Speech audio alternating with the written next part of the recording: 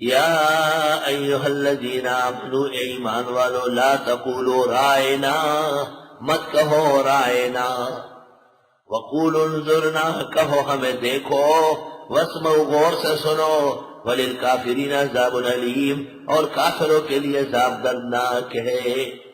جناب نبی کریم صلی اللہ علیہ وسلم جب تقریر فرماتے صحابہ کی مجلس میں، آپ ایسی فصاحت بلاغت میں چلے جاتے کہ بعض اوقات صحابہ نہ سمجھتے۔ درس میں بھی بعض اوقات ایسا موضوع آ جاتا ہے کہ بہت سارے افراد کو سمجھنے میں دقت پیش آتی، تو اس وقت صحابہ کہتے ہیں رائنا، حضرت ہماری رعایت فرمائے۔ یہ ایک جملہ ہے، جیسے آپ کہیں مقرر، ایک بار اور۔ جناب نبی کریم صلی اللہ علیہ وسلم کے متعلق بخاری میں ہے، آپ اہم مہم کلام 3 مرتبہ صحرا کہتے ہیں۔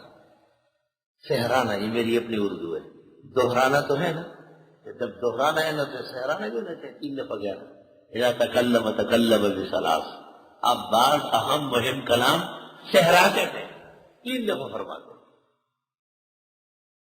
آپ فرماتے تھے، صحابہ کرام فرماتے تھے رائنا، ہم نہیں سمجھے، دوبارہ ہو جائے۔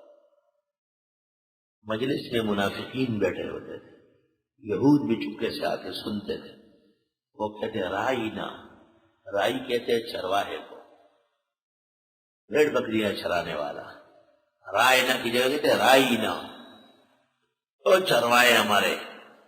تان کرتے تھے حضرت جب چھوٹے تھے، اور بنو سعد قبیلے کے حلیمہ سعدیہ کے ہاں بھیڑ بکریاں ان کے بچوں کے ساتھ چرائی ہے، اس کی طرف اشارہ کرتے تھے۔ اور معالم التنزیل میں ہے، روح المانی میں بھی، کہ رائی خفیف الرائے کو بھی کہتے ہیں، صفی کو، کمکل کو بےعزتی کرتے تھے۔ ایک لفظ صحابہ احترام کے لیے بولتے تھے، اسی لفظ سے منافق اور یہود حضرت کی بےعزتی کرتے تھے۔ تو اللہ نے کہا یا ایھا الذین آمنوا، اے ایمان والو، لا تقولوا رائنا، تم رائنا کا لفظ چھوڑو۔ ہمارے نبی کی اہانت کا پہلو نکلتا ہے۔ اس سے پتہ چلا کہ قرآن کریم میں کوئی لفظ ایسا نہیں ہے جس سے نبی کی توہین کا پہلو نکلتا ہو۔ بدعتی کا یہ کہنا کہ بشر کہنے سے توہین ہوتی، جھوٹ ہے۔ کبھی بھی قرآن پاک میں بشر نبی کے لیے نہ تھا۔ تو آیت کا حاصل تفسیر میں اس طرح ہے کہ موہوم الفاظ مت کہو۔ کون سے الفاظ؟ موہوم، حضور، حضور صلی اللہ علیہ وسلم، حضور صلی اللہ علیہ وسلم۔ بخاری شریف کتاب الرقاق میں الحضور ای الحاضرات، ہدایت جلد اول کتاب الصلاۃ میں ہے الحضور ای الحاضر والناظر۔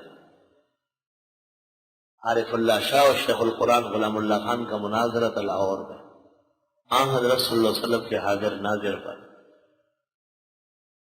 حضرت شیخ القرآن کا موقف تھا کہ اللہ کے سوا کوئی بھی حاضر ناظر نہیں۔ عارف اللہ شاہ چونکہ احمد رضا کا شاگرد تھا، اس نے کہا نہیں، نبی ولی سب حاضر ناظر۔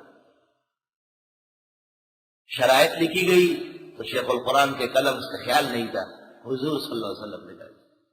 عارف اللہ شاہ نے تحریر لے کے کھڑا ہو گیا، اس نے کہا یہ مولانا غلام اللہ خان نے خود لکھا ہے، حضور کا لفظ یہ سرا ہے، یہ صحاح جوہری ہے، یہ تاج العروج ہے، پہلے سے تیاری تھی، یہ قاموس ہے، یہ مغرب ہے، سب میں حضور کا معنی حاضر ناظر ہے۔ اگر یہ دل سے لکھا ہے، سچ لکھا ہے تو فیصلہ کر لیے۔ موہوم لفظ ہے۔ حضور کا لفظ نہ عربی میں آیا ہے، نہ حدیث میں، نہ تفسیر میں، نہ فقہ میں، خدا جانے فارسی سے کہاں سے گھس آیا کہ ہماری زبان پر ایسا چڑھا ہوا ہے کہ محقق الازہر مولانا سرفراز بھی کہتے ہیں، حالانکہ ان کی شان کے لائق نہیں۔ عوام کہے تو چلو کہے، لیکن حضور کا لفظ کا تو معنی ہے حاضر ناظر کا۔ یہ تو بریلوی پراپیگنڈے کی بنیاد ہے، مگر اہل حق ان سے اس میں 2 ہاتھ آگے۔ موہوم الفاظ نہ کہے، موہوم الفاظ سے باز آ جائے۔ یا ایھا الذین آمنوا، اے ایمان والو، لا تقولوا رائنا، مت کہو رائنا کا لفظ۔ ممکن ہے آپ حضور بمانے حضرت کے لیں، عبد المومن نے لغات میں لکھا ہے حضرت کے معنی ہے جناب کے، حضرت کے معنی ہے محترم و مکرم کے، تو حضور کا معنی بھی یہ ہو سکتا تھا، اسی سے حضرت ہے، لیکن حضور خود بخاری میں حاضرون کے معنی میں، حضور کا لفظ خود ہدایت میں حاضر ناظر کے معنی میں، حضرت کے لیے معنی کہیں نہیں لکھا ہوا ہے، اس لیے حضور اور حضرت میں فرق۔ حضور کہنے